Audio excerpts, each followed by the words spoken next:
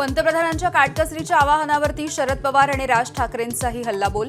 संवेदनशीलता बाळगा, सर्वपक्षीय बैठकही बोलवा, पवारांचे टोले. काटकसर स्वतःपासूनच सुरू करा, राज ठाकरेंचा सल्ला.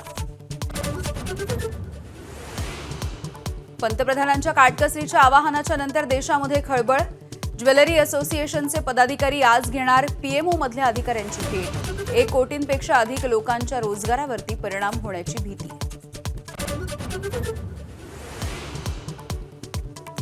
तमिळनाडूमध्ये अण्णाद्रमुकमध्ये जवळजवळ उभी फूट. सी.व्ही. षणमुगम यांच्या गटाचा टीव्ही केला पाठिंबा.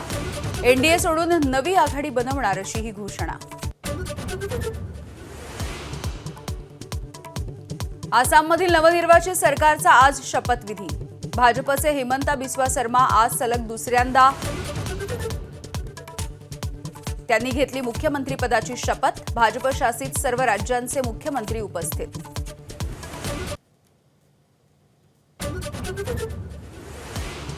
पावसाळी अधिवेशनाच्या आधी विधान परिषदेच्या सदस्य संख्येमध्ये आणखी भर पडणार. स्थानिक स्वराज्य संस्थांमधून निवडून जाणाऱ्या 17 जागांवरती लवकरच निवडणूक. गेल्या 2.5 वर्षांपासून होत्या जागा रिक्त.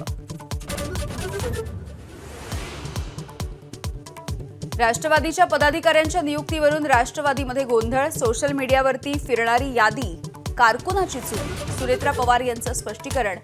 तर पार्थ पवारांचं 2 नेत्यांसोबतचं शीतयुद्ध कारण असल्याच्या चर्चा.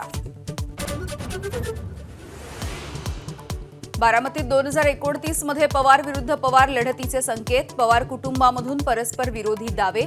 युगेंद्र पवार आणि जय पवार पिंजून काढतायत मतदारसंघ.